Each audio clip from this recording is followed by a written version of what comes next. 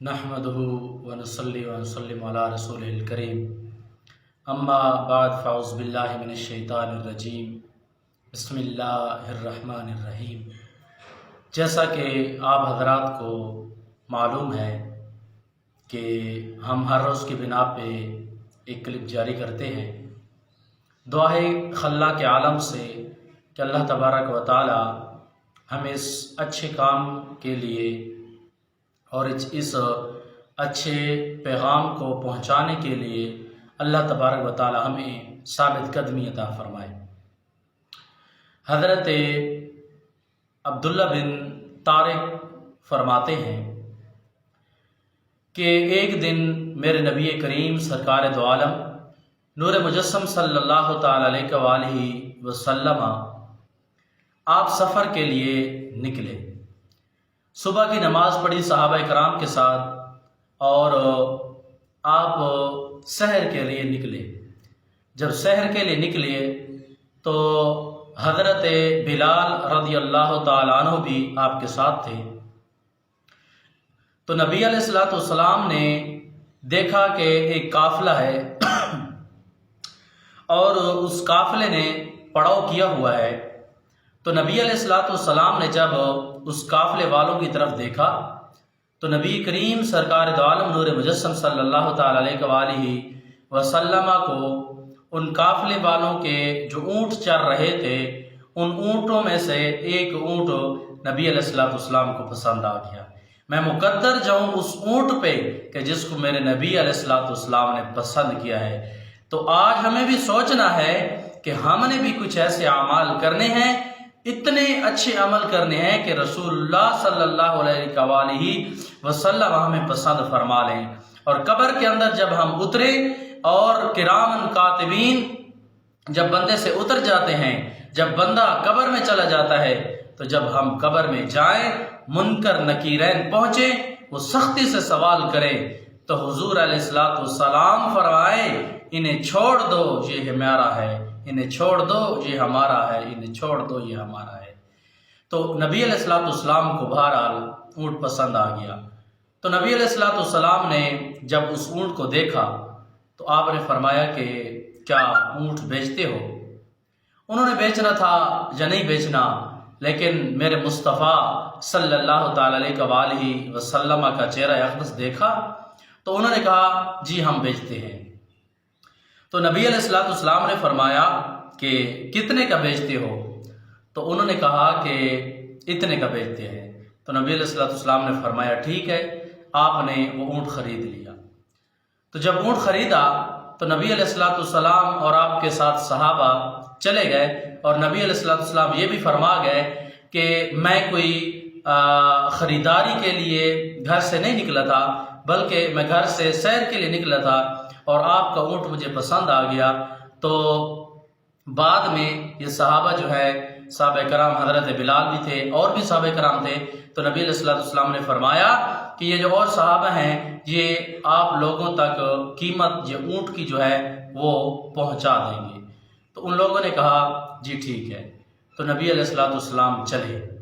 جب نبی علیہ الصلوۃ والسلام چلے گئے اور ابھی تک آنکھوں سے اوجھل نہیں ہوئے تھے تو وہ آپس میں کھڑے بات کر رہے ہیں، ایک دوسرے کو کہنے لگے کہ یار سودا ادھار بندہ اس کو دیتا ہے یا تو اس بندے کو بندہ پہچانتا ہے، ایک بات۔ دوسری بات یہ ہے کہ کوئی نہ کوئی چیز گروی رکھی جاتی ہے، ہم اس کو جانتے بھی نہیں ہیں، کوئی چیز گروی بھی نہیں رکھی۔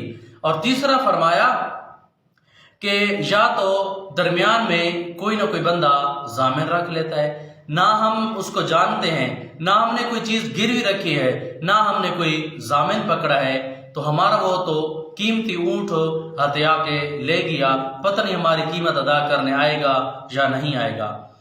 تو ایک نے کہا یار تم قیمت کی باتیں کرتے ہو، تم پیسوں کی باتیں کرتے ہو، میں تو اس کی واللیل والی جو زلف ہے میں تو اس کی زلف میں کھو گیا۔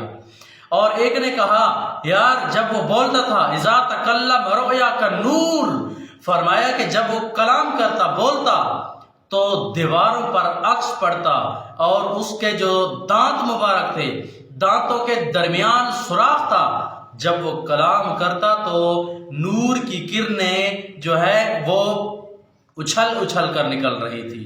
تم پیسوں کی بات کرتے ہو. اور ایک نے کہا یار چپ کرو، میں تو اس کے والضحیٰ والے چہرے کے اوپر کھو گیا.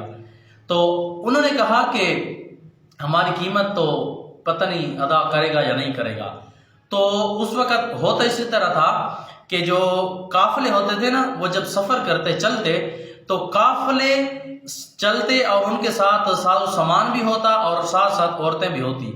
اور وہ جو قافلہ تھا، قافلہ کے سردار کی بیوی اس نے پردہ سرکایا.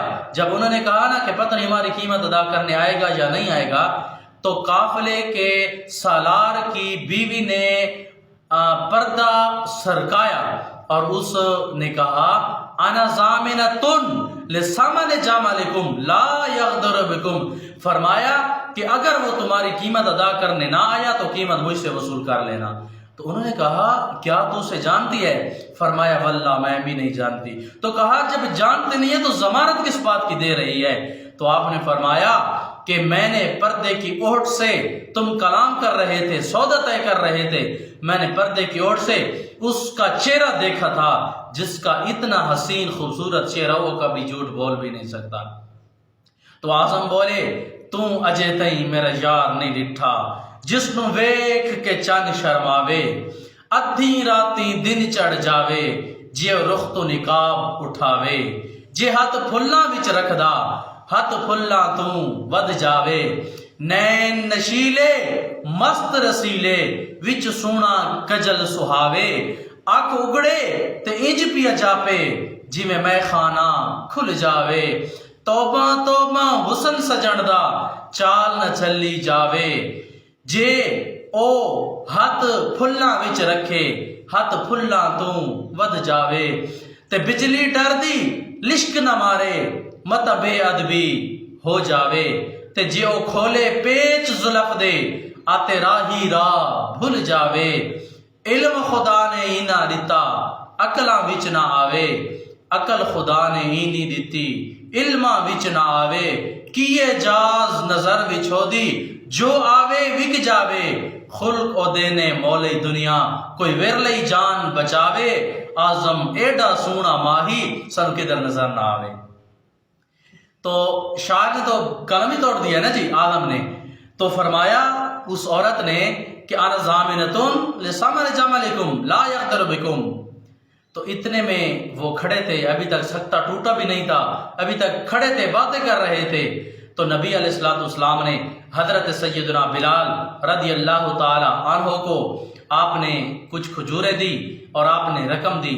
فرمایا کہ یہ رقم ان کو اونٹ کی ادا کر دینا، اور فرمایا کہ یہ جو کھجوریں میں آپ کو دے رہا ہوں یہ ان لوگوں کو کہنا کہ یہ تمہاری ضیافت کے لیے، تمہاری مہمان نوازی کے لیے.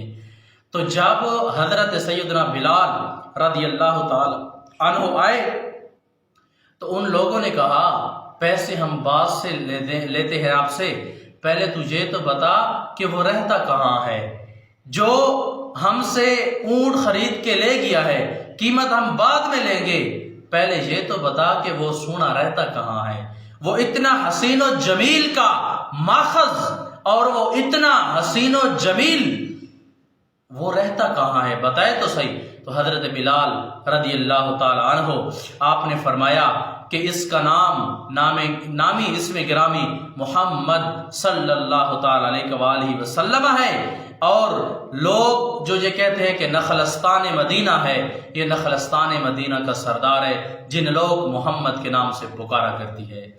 تو جب یہ بات سنی سب قافلے والوں نے کہا قیمت ہم بعد میں لیں گے، پہلے آپ جو ہے نا ہمارے ہاتھوں کو پکڑیں اور ہمارے ہاتھ پکڑ کر اس مصطفیٰ نبی کریم سرکار دو عالم نور مجسم صلی اللہ تعالی علیہ وآلہ وسلم کی بارگاہ کے اندر لے جائے. تو جب وہاں پہنچے تو انہوں نے کہا کہ یا رسول اللہ صلی اللہ تعالی علیہ وآلہ وسلم، ہم آپ کے جو ہے نا ہاتھ کے اوپر بیعت بھی کرتے ہیں اور ہم کلمہ طیبہ بھی پڑھتے ہیں، تیری تک کے ادامہ میں مرید ہو گیا. تو دیکھو جب میرے نبی علیہ الصلوۃ والسلام کا حسن کا اتنا کمال ہے، میرے نبی علیہ الصلوۃ والسلام کی شان کا کیا عالم ہوگا. اللہ تبارک و تعالی عمل کی توفیق عطا فرمائے۔